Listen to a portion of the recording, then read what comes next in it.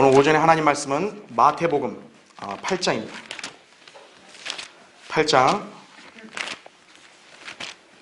23절부터 27절까지를 제가 받들어서 읽겠습니다. 마태복음 8장 23절부터 27절. 또 주께서 배에 오르시니 제자들이 주를 따르더라. 그런데 보라, 바다에 큰 폭풍우가 일어나 그 배가 파도에 덮였으나 주께서는 주무시고 계신지라. 제자들이 그에게 다가와서 깨우며 말씀드리기를, 주여 우리를 구하여 주옵소서, 우리가 죽게 되었나이다 라고 하니, 주께서 그들에게 말씀하시기를, 오 너희 믿음이 적은 자들아, 어찌하여 두려워하느냐 하시고 일어나서 바람과 바다를 꾸짖으시니 아주 조용해지더라. 그 사람들이 놀라서 말하기를, 이분이 도대체 누구시기에 바람과 바다까지도 그에게 복종하는가 라고 하더라 이거죠. 여러분은 이 사건을 그대로 믿을 수 있으세요? 하나님은 이런 분이세요. 자, 이 말씀을 위해서 잠시 기도하겠습니다.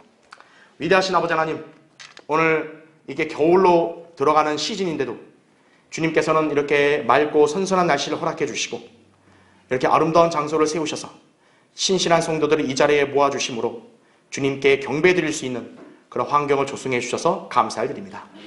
방금 봉독한 말씀으로 저는 우리 성도들에게 설교하고자 합니다. 주님, 저는 아무것도 아닌 존재입니다. 오직 제 안에 계신 주님께서 역사하심을 저는 믿습니다. 성령님께서 제 안에 충만해 주시고 제 입술을 주장해 주시고 준비한 말씀에 기름 부어 주셔서 담대하고 능숙하게 설교를 잘할 수 있도록 역사해 주십시오. 우리 성도들 이 시간 하나님 말씀에 집중해서 경청하고 또 이 말씀을 잘 유념하고 마음에 새겨서 우리 성도들의 믿음이 한층 더 굳건하게 성장하는 귀한 계기가 되게 해주시기를 원합니다. 마귀가 어떤 형태로든 이 시간을 방해하지 못하게 철저하게 막아주시고 우리 여기 있는 모든 사람들이 하나님 말씀을 집중해서 잘 듣고 마음에 새길 수 있도록 도와주십시오. 주 예수 그리스도의 이름으로 기도드립니다. 아멘. 풍랑이 몰아치는 세상을 살아가는 성도들, 이런 제목으로 말씀을 드리겠습니다. 좀 길지만 쉽게 이해드리면 세상은 풍랑이 몰아치는 것과 같은 곳이에요. 우리는 지금 이 세상을 살아가고 있는 것이죠. 자, 하나의 이야기를 먼저 여러분에게 소개하고 시작하려고 합니다. 어느 직업군인 남편이 있었고 그 남편과 그 아내가 하루는 함께 배를 타고 유람을 하고 있었습니다. 그들은 모두 그리스도인들이었어요.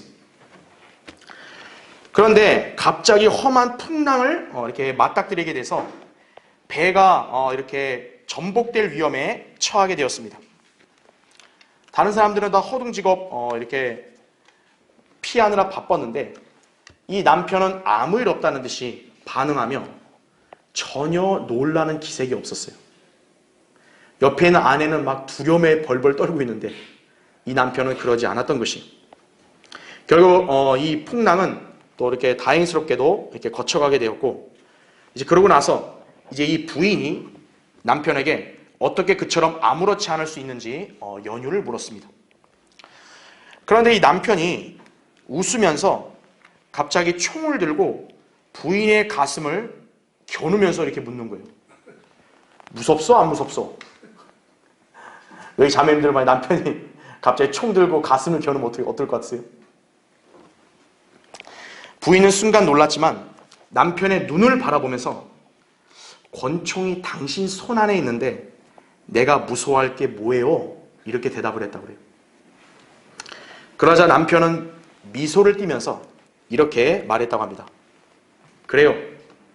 우리의 생명은 주님의 손 안에 있습니다. 나도 이 상황이 안 무섭습니다. 왜냐하면 하나님은 나의 구주시고 나의 친구니까요. 이렇게 얘기했죠.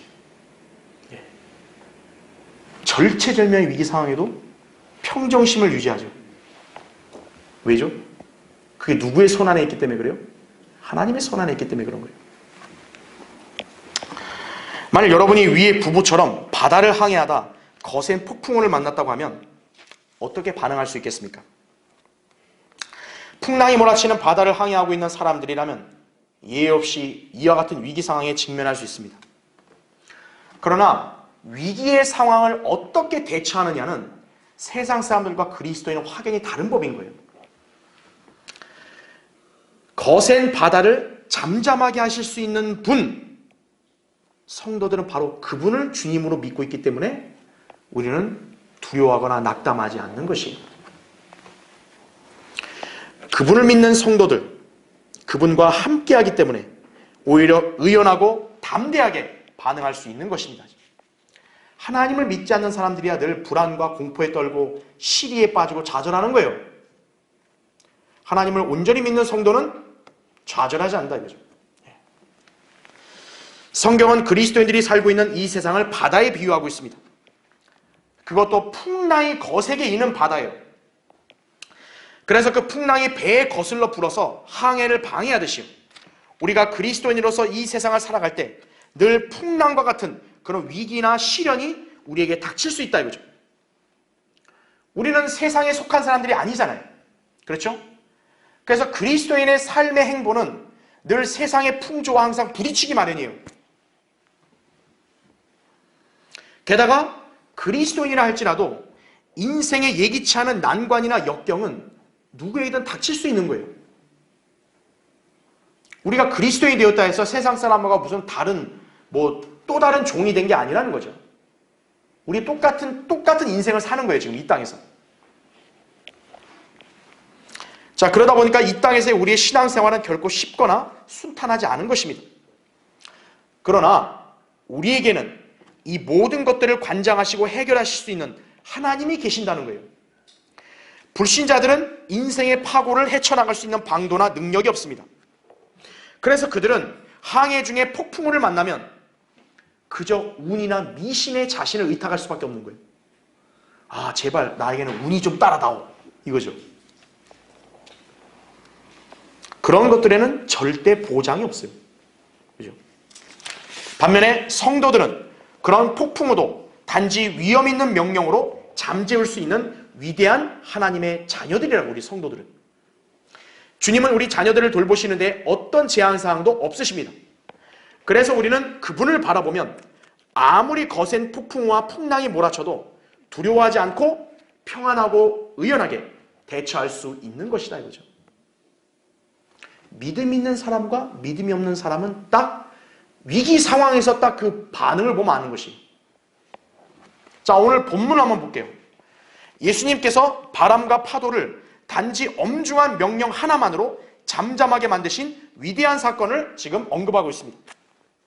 주님께서는 자신이 유대인의 왕이심을 입증하기 위해 백성들에게 다양한 표적들을 행하셨습니다.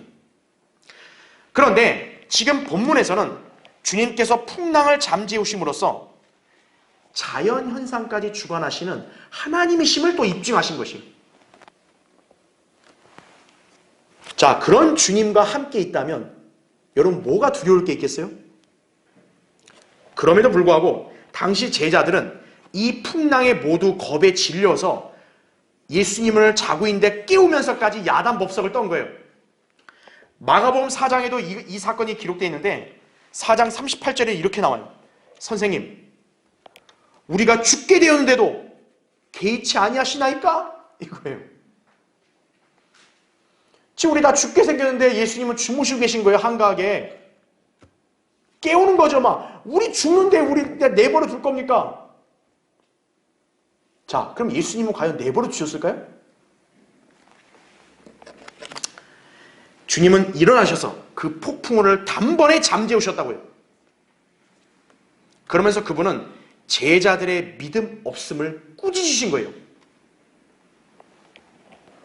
만일 여러분이라면 어떤 반응을 보였겠습니까?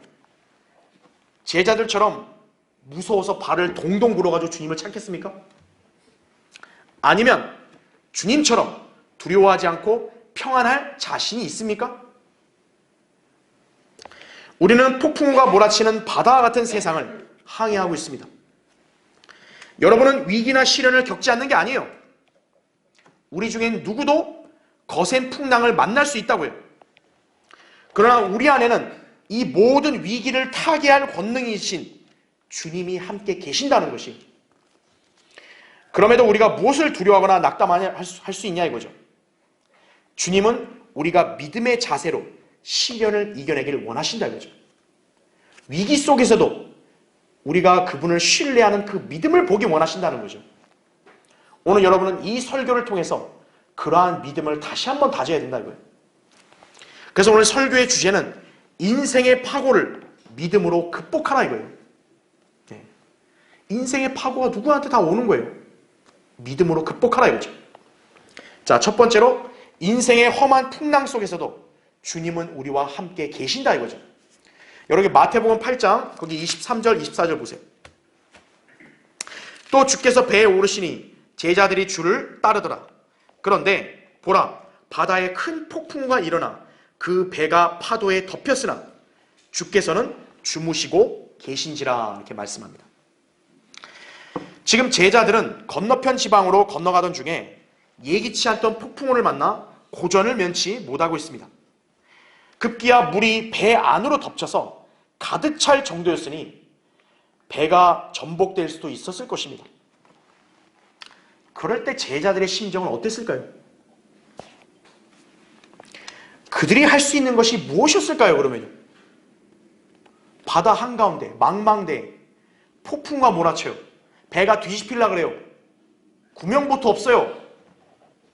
그럼 어떻게 하죠? 이 제자들은 자기들과 함께 배를 타고 있는 주님을 바라보는 것밖에는 답이 없는 거예요.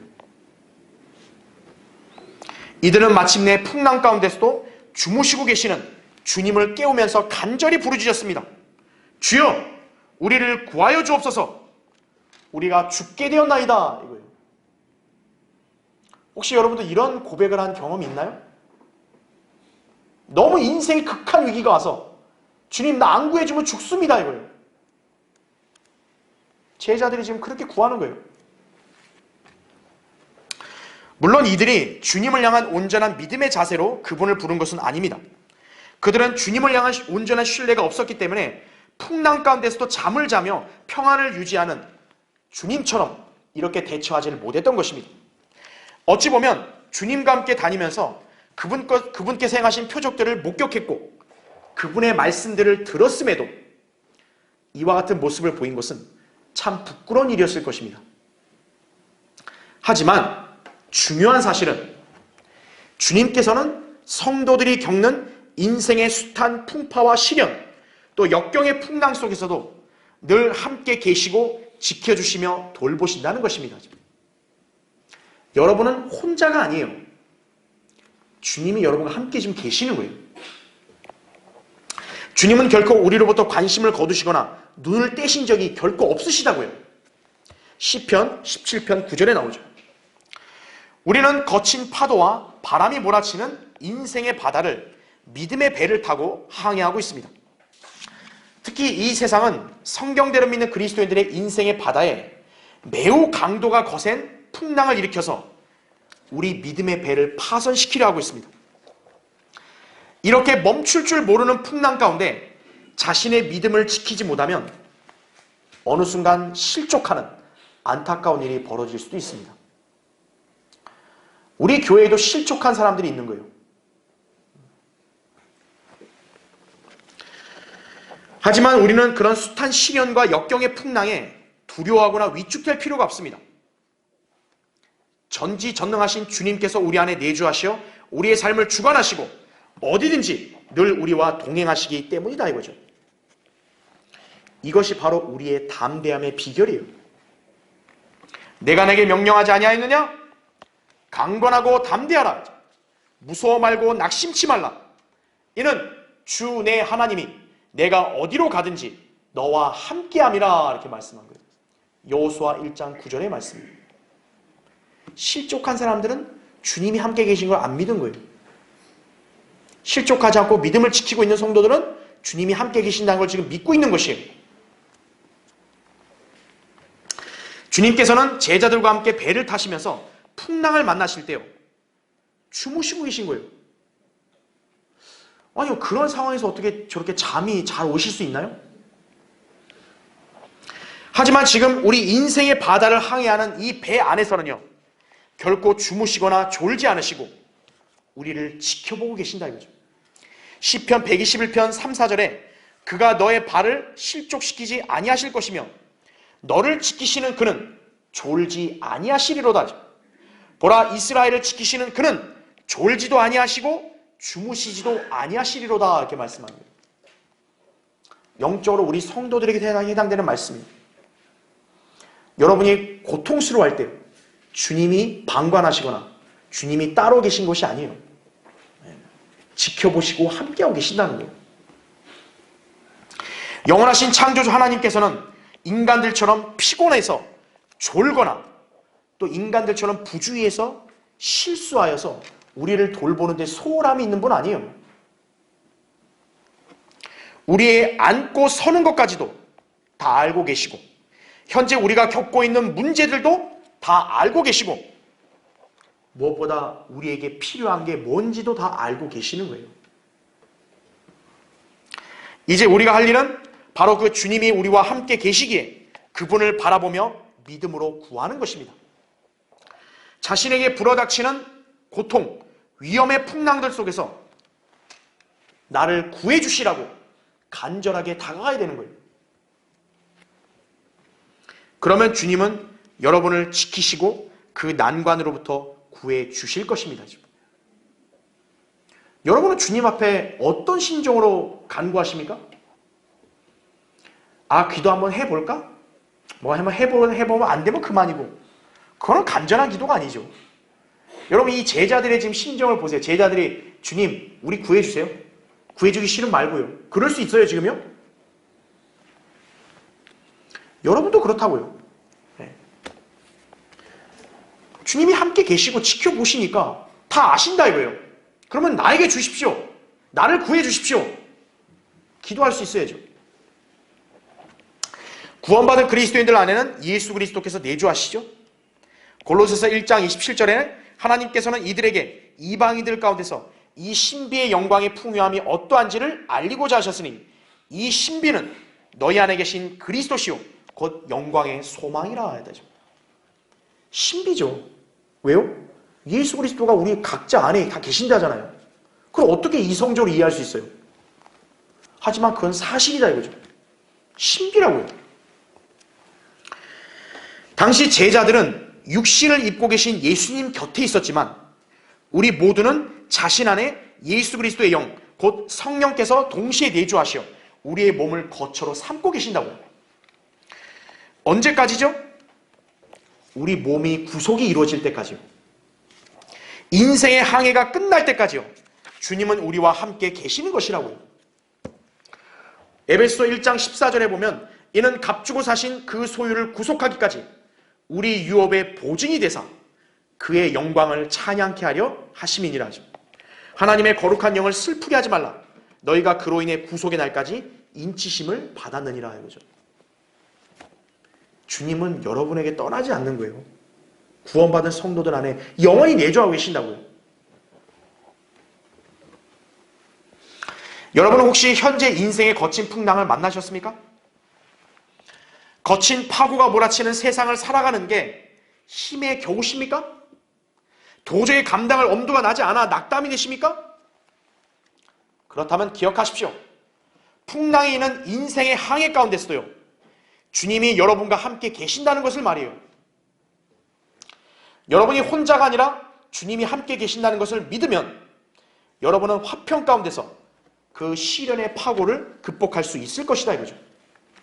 요한복음 14장 27절에 내가 너에게 화평을 남겨두나니 나의 화평을 너희에게 주노라.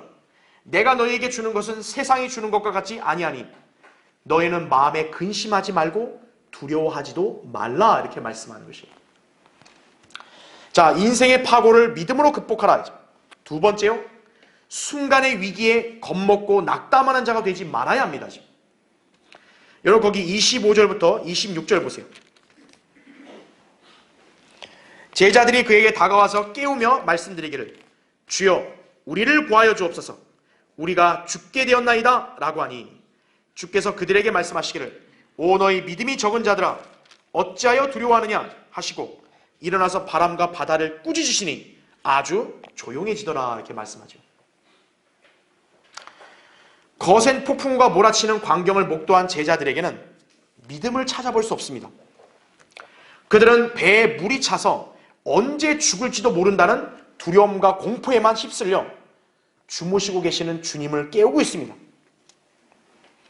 그들의 안목에는요, 지금 이런 상황에 한가하게 잠이나 주무시고 계신 주님을 이해를 못하는 거죠. 주님, 지금 잘 때입니까? 성도들도 때론 인생의 급작스러운 위기와 시련이 닥치게 되면요, 두려워하거나 염려하는 것을 당연하게 여길 때가 있어요. 분위기 파악 좀 해라. 지금이 기뻐할 때냐? 지금이 즐거워할 때냐? 한숨 쉬어야 될 때다. 그게 보통 사람들이죠. 그런 사람들에게요, 말씀을 믿으라, 기도하라, 주님께 맡기라, 이런 말이 위로나 힘이 되질 않는 거예요. 믿음 없는 사람에게는 그게 아무 말해도 위로가 안 되는 거예요. 자, 그렇다면요, 이러한 사람들이 자기의 지혜와 능력으로 대처한다고 해서요, 인생의 파고를 이겨낼 수가 있을까요? 여러분의 인생의 파고를 여러분의 지혜와 힘으로 언제까지 버틸 수 있을까요? 제자들은 누구보다 주님 곁에 있으면서 많은 이적들과 표적들을 직접 목격하여 주님의 위대하심을 경험했던 사람들이었습니다. 따라서 주님을 늘 따라다녔던 그들이 그분께서 행하신 기적들을 유의 깊게 보면서 그분이 하나님이심을 온전히 믿었다면요, 지금 이런 거센 풍랑의 위협에 대해서도 두려워할 필요가 없었겠죠. 야, 주님이 문둥병자를 치유하세요? 중풍병자를 고치세요? 그죠? 죽은 자도 살리세요? 그런 분이, 이런 분은 하나님밖에 없잖아요. 그럼 그런 하나님이란 걸 그들이 그 기적을 보고 그때 믿고 있었다면요, 이런 지금 풍랑의 위협 속에서도 뭐 두려워할 필요가 있겠어요? 죽은 사람도 살리시는 분인데, 하나님께서 전지전능하신 창조주로서 인간들의 생애 문제? 그거를 주관하시는 게 어려우시겠어요? 자연현상도 관장하시는 분이 바로 주님이시라고요. 그러나 이 제자들은 그걸 믿질 않은 거예요. 그러니까 주님께서는 그들의 이 같은 행동을 믿음 없다고 하시면서 호되게 질책하신 것이에요. 여러분도 아직 그런 믿음이 없다면요, 지금 주님이 여러분에게 책망을 하시는 거예요. 믿음이 없느냐 이거예요.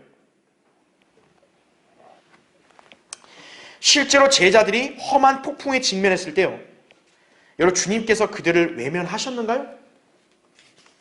그들이 위기 앞에서 온갖 부산을 떨면서 두려워하거나 염려했다고 해서요, 그 문제가 해결되었습니까? 주님은 잠을 주무시는데 제자들은 지금 발을 동동 구르면서 막 이리저리 이렇게 나돌아다녔어요. 자, 그렇게 했을 때 해결됐나요? 폭풍우가? 지금 주무시는 주님이 잠에서 일어나가지고 제자들과 같이 머리를 싸매고, 야, 우리 어떻게 해야 되냐, 같이 염려한다고 해결됐어요? 이것이 인간의 한계예요. 인간은 문제가 생기면 바로 알아눕죠, 그냥. 예, 이불 깔고 머리에 띠 매고. 그러나 성경은 이렇게 말씀하는 거예요. 누가복음 12장 25절에 너희 가운데 누가 염려함으로 자기 키를 한 큐빗이라도 더 늘릴 수 있겠느냐 이거예요. 전혀 할 수 없죠. 인간은 자기 인생의 파고를 전혀 예측할 수 없고 자기 지혜와 힘으로도 해결할 수 없습니다. 그런데도 인간은 마치 자신이 염려를 하고 어떻게든 해결을 해야 직성이 풀리는 존재예요. 나는 꼭 염려를 해야 돼. 나는 근심을 해야 돼 이거예요. 이것이 믿음 없는 어리석은 인간의 행보예요. 이런 행보에는 전혀 답이 없어요. 답은 뭐밖에 없을까요? 인생의 위기를 해결하실 수 있는 하나님밖에 답이 없는 거예요. 그래서 베드로전서 5장 7절에 이렇게 말씀하는 거예요. 너희의 염려를 다 하나님께 맡기라 이거예요. 이는 그분께서 너희를 돌보심이니라 이거죠. 우리 그 말씀을 믿고 사는 거죠. 인간들의 약점 중에 하나는 바로 눈에 보이는 것들에 집착하려는 경향이에요. 보이지 않는 것들을 바라보며 의지하는 것이 참된 믿음인데, 인간은 항상 눈에 보이고 자기 이성으로 이해할 수 있는 것들만 수용하려고 하는 거예요. 그리스도인들 중에서도 이런 약점에 노출되어 있는 경우가 다반사예요. 평소에는 세상을 살면서 어떤 난관이나 위기도 충분히 믿음으로 극복할 수 있을 것처럼 행세하다가 막상 자신에게 닥쳐온 시련의 파고에 즉시 믿음이 꺾여서 낙담과 시리에 빠지는 것이에요. 근데 여러분 잘 아셔야 됩니다. 믿음 없는 성도만 이러는 게 아니에요. 때로는 믿음이 있는 성도들도요, 이렇게 인생의 위기 속에, 순간의 위기 속에 낙심하는 경우가 있어요. 인간의 한계라고요. 주님은 그럴 때마다요, 우리에게 믿음이 적은 자라고 책망하신다는 것을 알아야 돼요. 성도는 자신의 믿음을 신실하게 간직할 수 있어야 한다고요. 이스라엘 백성들, 모세의 인도로 이제 약속의 땅인 가나안 입성을 목전에 두고서요, 12 정탐꾼들을 미리 보내서 땅을 탐지하게 한 적이 있었습니다. 그러나 그들이 돌아왔을 때요, 여호수아 칼렙을 제외한 10명의 정탐꾼들이 거민들의 튼튼한 신체 조건, 성벽으로 둘러싸인 성읍들 앞에서요, 그만 낙담과 절망에 빠져버린 거예요. 하나님은 저 땅을 주겠다 이거예요. 가서 그냥 싸우라 이거예요. 싸우면 이기고 준다 이거예요. 근데 12명 중에 10명은 안 돼요. 안 돼. 우리 다 죽었다 이거예요. 그냥 가면 우린 바로 밥이에요. 민수기 13장 27절 29절 이렇게 나오죠. 자, 백성들은요, 10명 대 2명 각기 상반된 보고를 들었는데, 여러분 믿음 없는 사람들은 항상 뭘 따라가냐? 다수를 따라가냐? 쪽수. 10명의 쪽수가 더 말이 맞겠지. 이거는 못 이긴다. 하나님의 약속을 단번에 그냥 부정해버린 거예요. 주님께서 그들을 인도하실 때마다 얼마나 큰 이적을 보였어요. 홍해를 갈랐잖아요. 이집트 백성들을 익사시켰잖아요. 홍해에다가 군대를. 그걸 봤으면서도 역시 또 하나님 안 믿는 거예요. 자, 그들이 절망에 빠지자 그들은 오직 죽는 것밖에 생각 안 하는 거예요. 자, 이들이 이렇게 고백을 합니다. 들어보세요. 차라리 우리가 이집트 땅에서 죽었더라면, 아니면 우리가 광야에서 죽었더라면 어찌하여 주께서 우리를 이 땅으로 데려다가 칼에 쓰러지게 하시며 우리의 아내들과 우리의 자식들이 먹이가 되게 하시는가? 우리가 이집트로 돌아가는 것이 더 낫지 아니하냐? 이런 말을 하는 거예요. 보세요. 차라리 우리가 이집트 땅에서 죽었더라면. 정말이에요? 정말 그렇게 죽기를 원했어요? 하나님께 간절히 부르짖은 건 이 사람들이에요. 오히려 우리 좀 제발 이집트에서 꺼내달라고. 꺼내왔더니 차라리 이집트에서 죽었으면 나을걸. 왜 하나님은 나를 이렇게 데려와서 고생시킵니까? 이게 믿음이 없고 삐뚤어진 세대라고 주님이 그들에게 향해서 말씀하신 거예요. 신명기 32장 20절. 바로 믿음이 없는 사람들은 이런 불평을 하는 거예요. 또한 위대한 이적을 행했던 여러분 선지자 엘리야를 잘 아시죠? 하나님을 온전하게 믿는 믿음의 사람으로서 엘리야는 죽은 사람도 살렸고요, 하늘에 불을 내려서 바알의 선지자 450명을 불살라 죽인 능력 있는 선지자였어요. 그런 선지자가 일개 우상 숭배자이자 계집에 불과한 이세벨의 협박과 위협 앞에서요, 어떤 반응을 보였는 줄 아세요? 하나님을 신뢰하여 엄청난 능력을 행했던 사실들은 완전히 잊어버린 채로요, 광야로 도망가 버린 거예요, 엘리야가. 그러면서 거기서 차라리 날 죽여주세요, 주님. 이렇게 고백을 한 거예요. 이 엄청난 이적을 행한 사람이. 열왕기상 19장 1절부터 4절에 나오죠. 자, 이처럼 우리도 믿음을 굳건하게 유지하지 않으면요, 언제라도 순간의 위협과 공포 앞에서요, 한순간에 절망하는 연약한 자가 되는 것이라고요. 그래서 여러분이 자꾸 하나님 말씀을 들어야 된다는 거예요. 여러분이 자꾸 주님께 나아가야 된다는 거예요. 멀어지면 멀어질수록 어떻게 되는 거예요? 여러분도 이런 믿음 없는 사람들 같이 돼버리는 거예요.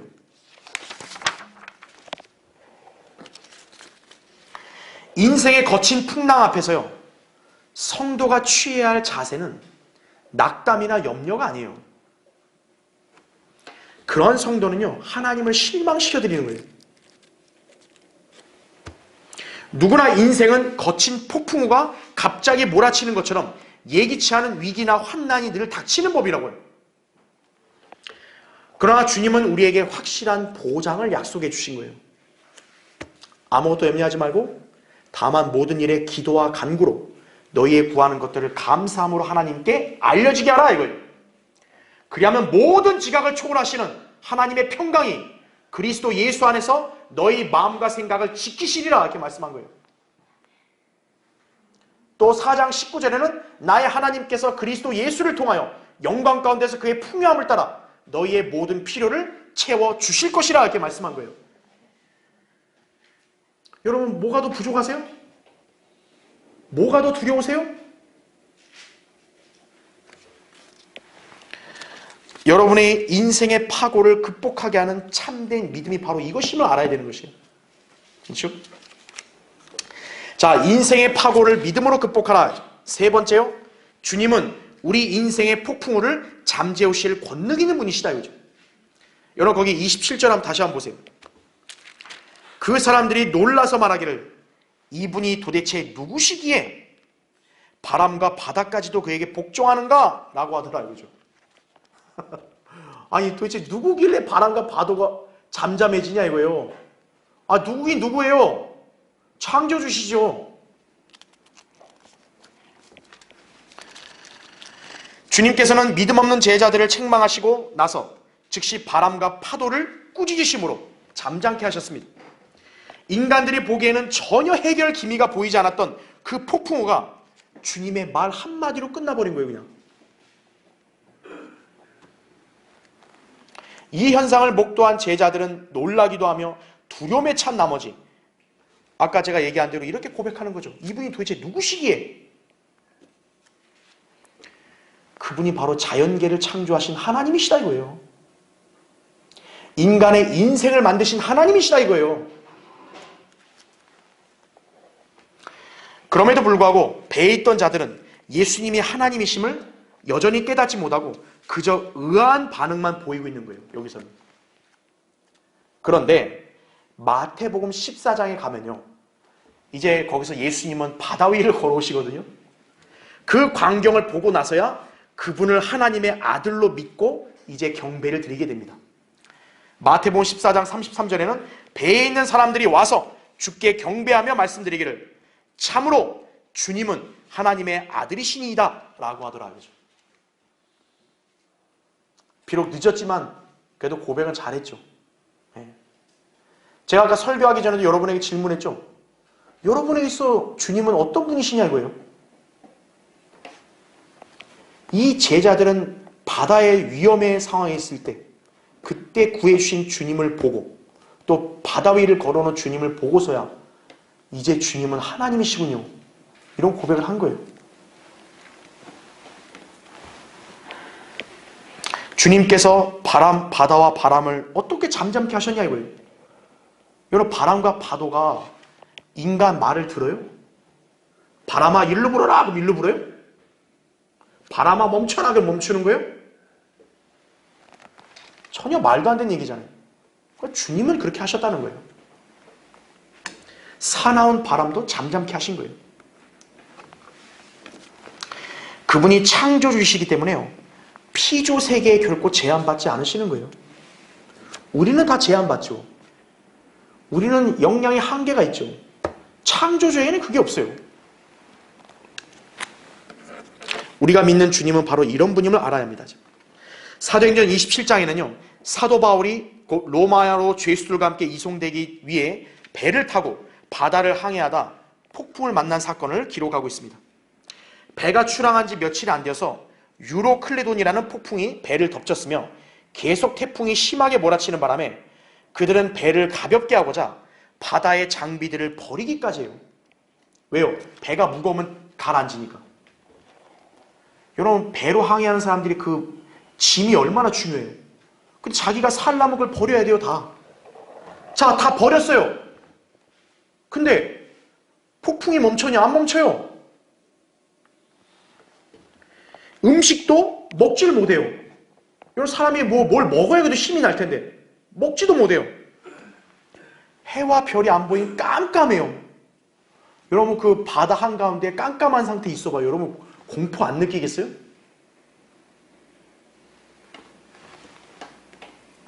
그래서 마침내요. 이 배에 타고 있던 사람들은 희망을 다 상실해버린 거예요. 이제는 죽겠구나. 그럴 때 사도 바울이 오히려 담대하게 기운을 내라고 그들을 독려한 다음에요. 절대로 너희 생명에 손상이 없을 것이라고 장담을 한 거예요. 바울이 뭐길래 그랬을까요? 여러분 처음에 그 배에 탄 사람들이 바울의 말을 들을 때 어떤 생각이 들었겠어요? 드디어 이제 미친 사람도 나왔구나. 이렇게 했겠죠. 그러나 사도 바울의 이런 자신감이 나온 비결은요. 다름 아닌 믿음이었다고. 믿음. 여러분 찾아보세요. 사도행전 27장 한번 보세요. 여기.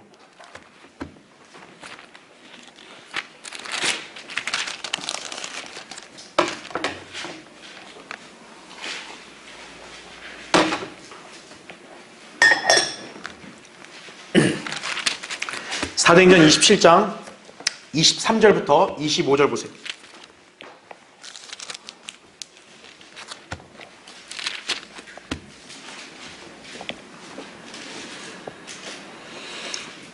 자, 22절부터 읽을게요. 이제 내가 여러분에게 권하는 것은 기운을 내라는 것이라. 여러분 가운데 생명에는 아무런 손상이 없을 것이오. 단지 배만 상하게 될 뿐이라. 내가 속해 있고 또 내가 섬기는 하나님의 천사가 간밤에 내 곁에 서서 말하기를 바울아 두려워 말라. 네가 반드시 카이사 앞에 서야 하리라. 그러므로 보라 하나님께서는 너와 함께 항해하는 모든 사람들을 너에게 주셨느니라고 하였느니라. 그러므로 여러분이요 기운을 내라. 나는 하나님을 믿나니 나에게 말씀하신 그대로 되리라. 이거죠. 바울의 이 자신감의 원동력은 바로 이거였던 거예요.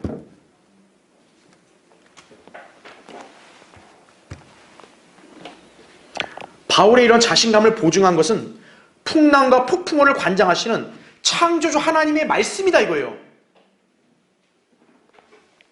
그랬으면 끝난 거죠. 우리가 믿는 주님께서는 바로 그런 권세를 지니신 분이시다 이거죠. 온 우주 만물을 창조하시고 섭리 가운데 운행하시는 하나님께서 일개 바다의 풍랑을 잠재우지 못할까요? 주님이 아유 나한테 어렵다 이런 분이세요? 하물며 여러분의 인생의 파고를 감당하지 못하실 리 있겠습니까? 주님 나 내일 당장 중요한 사업이 있는데요. 하나님이 네 사업은 나도 감당이 안 된다. 하나님 그러신 분이에요? 나 내일 중요한 수술이나 치료를 받아야 됩니다. 나는 치료 못해 그거. 하나님 그러신 분인가요? 보라 나는 주요 모든 육체의 하나님이라. 내게 어려워서 못할 일이 있겠느냐 이거예요. 왜 여러분 중에는 인생의 파고 앞에서 무기력하거나 두려워하거나 심지어 자신을 과신하여 주님께 맡기지 않는 것인가 이거예요. 인간의 얄팍한 지혜나 연약한 힘으로는요 결코 인생의 파고를 헤쳐나갈 수 없습니다. 우리가 해야 할 일은 전지전능하신 주님께 다 맡기는 것이에요. 그런 사람은 아무 염려도 없고요 힘도 들지 않아요. 여러분 힘없는 사람들 많이 보잖아요. 힘없는 사람들 왜 힘이 없겠어요? 자기가 짐을 다 지려고 하니까 힘이 없는 거예요. 가뿐해봐요. 가뿐한 사람은 힘이 넘친다고요. 잠언 16장 3절에 너의 일들을 주께 맡기라 하죠. 그리하면 너의 생각들이 바로 서리라 이렇게 말씀한 거예요. 여러분 생각이 복잡한 사람들 많죠.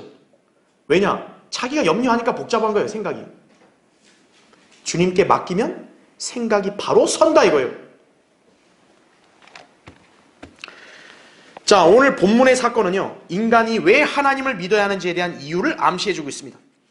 인간은 불완전한 존재이기 때문에 완전하신 하나님을 믿고 살아야 인생의 안전과 평안을 보장받을 수 있는 거예요. 우리 인생의 바다에는 수많은 종류의 위험과 시련과 고통의 파도가 몰아치고 있는 거예요. 그런 종류의 파도들 중에는요, 우리가 견디고 통제할 수 있는 것들도 있겠지만 우리 능력과 힘으로 도저히 해결할 수 없는 난관도 있다고요. 그 파도가 여러분 개개인에게 닥쳤다면 여러분 어떡하시겠어요?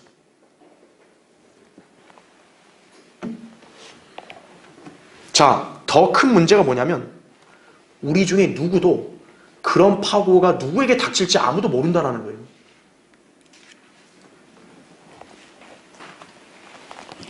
그렇게 우리는 하나님을 믿고 그분의 돌보심과 보호 아래 있어야 한다 이거죠. 왜냐하면 우리가 해결할 수 없는 어떤 것들일지라도 하나님의 손 안에 있기 때문에 그래요. 하나님의 손 안에서는 다 끝나는 거예요. 인간에게 요구하시는 건 그걸 믿느냐 안 믿느냐 이거예요. 믿으면 해주시는 거고 하나님께 보실 때 안 믿는다. 그럼 네가 알아서 해봐 이렇게 놔두시는 거예요. 그럼 언제까지 놔두시냐? 그 사람 자신이 항복하고 주님께 나올 때까지. 나 도저히 안 되겠습니다. 이제 나 주님만 의지하겠습니다. 그럴 때까지 하나님이 놔두시는 거예요. 왜 그런 시행착오와 고통을 자초하냐 이거예요. 애당초 처음부터 맡겨버렸으면 그냥 편하게 갈걸요. 그렇죠? 여러분 파도는 어떻습니까? 파도는 한 번만 치나요? 우리 다 바다 잘 알잖아요. 한 번 피했다 해서 다시 안 오는 게 아니에요. 한 번 피한 파도보다 더 큰 파도, 심지어 거센 풍랑이 갑작스레 몰아칠 수도 있어요. 이와 마찬가지로 세상이란 바다를 항해하는 성도들도 한 번 시련과 고난에서 승리했다고 해서 자만하거나 방심해서는 안 됩니다. 자기 인생의 문제가 한 번 해결됐어요. 하나님 한번 믿어보니까 이제 끝났다. 하나님과의 거래가 끝났습니다. 하나님 안녕히 계십시오. 그 사람이야말로 가장 어리석은 사람인 거예요. 한 번 지나갔다 해서 끝났나요? 아니라고요. 우리 인생의 파고는 끊임없이 몰아쳐오고 우리는 그런 파고를 헤쳐나가야 합니다. 따라서 우리는 늘 자신의 믿음을 견고하게 유지해야 합니다. 우리 인생의 항해가 끝나 주님이 계신 저 소망의 나라에 이를 때까지 모든 권세를 가지신 그분을 믿고 그분의 손길에 의지해야 하는 것이에요. 여러분이 이 땅에서 죽기 전까지는 인생의 항해는 누구도 안 끝나는 거예요. 우리가 죽을 때야 항해가 끝나는 거예요. 그때까지 주님이 우리를 부르실 그때까지 여러분은 이러한 믿음을 견고하게 유지해야 한다 이거죠. 자, 결론을 맺겠습니다. 우리 찬송가 영광을 주께 413장에는요 예수님은 나의 사공이라는 노래가 있어요. 큰 물결이 설레는 어둠 바다 등대조차 저 멀리 희미하나 이 바다에 노저 항해하는 주 예수님 나의 사공이시라. 나 두려움 없네 두려움 없도다. 주 예수님 늘 깨어 인도하네. 이 풍랑에 노저 항해하는 주 예수님 나의 사공이시라. 여러분 이 가사의 내용을 온전히 믿습니까? 우리 주 예수 그리스도께서 여러분의 인생의 배를 키를 잡는 사공이신 거예요. 선장이에요. 우리 인생의 바다에는 숱한 위기의 풍랑이나 시련, 역경의 파도가 몰아치고 있습니다. 때로는 절망스럽게 느낄 정도의 폭풍우가 여러분의 인생 가운데서 불어닥칠 수도 있습니다. 그러나 중요한 것은 하나님께서는 어디서나 우리를 지키시고 돌보신다는 약속의 말씀을 주셨다는 것이에요. 히브리서 13장 5절 6절에 나온 대로 주님께서는 반드시 속히 오셔서 우리가 소망하는 약속의 나라로 데려가시겠다고 약속하셨다고요. 게다가 이 땅을 살아갈 때 직면하는 모든 인생의 풍랑들 속에서도 지켜주시겠다고 하셨다고요. 주님은 전지전능하신 창조주 하나님이시고 우리의 구주시라고요. 그분께서 말씀하셨고 친히 우리 안에 거하십니다. 이 때문에 우리는 이 험난한 세상의 파고에 직면해도 두려울 게 없는 것입니다. 자, 예수님께서는 큰 폭풍우가 몰아치는 바다를 항해하는 배 안에서 우리 주님은 주무시고 계셨죠? 그런 상황에도 우리 주님은 주무시잖아요. 그러나 주님은 우리 그리스도인들이 항해하는 인생에서요, 주무시지 않고 항상 깨어서 우리를 지켜보고 계신다고요. 당시 예수님의 제자들은 분명한 말씀과 확고한 믿음이 없어서 풍랑 앞에서 겁을 먹었지만, 우리는 인생의 폭풍우가 있는 바닷속에서도 한결같은 믿음을 유지해야 한다 이거죠. 우리 이미 성경으로 다 배웠잖아요. 우리에게 다 알려줬잖아요. 제자들처럼 이렇게 믿음 없으면 안 된다고 알려줬잖아요. 주님께서 우리와 함께 계시고 이 풍랑을 잠재우는 위대한 분이심을 온전히 신뢰하십시오. 그럴 때 우리는 어느 순간에서도요, 그 어떤 상황이 우리가 당면해도 우리는 두려워하거나 위축되지 않고 담대하게 살 수 있는 거예요. 이것이 바로 인생의 파고를 이겨내는 비결이에요. 자, 마지막으로 묻겠습니다. 아직도 여러분 두려운 게 있어요? 혹시 지금 낙담한 상황이 있어요? 주님께 모든 것을 맡기고 하나님의 권능의 도우심을 받아서 해결해 줄 거란 확신을 갖고 평안을 유지하시길 바랍니다. 자, 기도하겠습니다.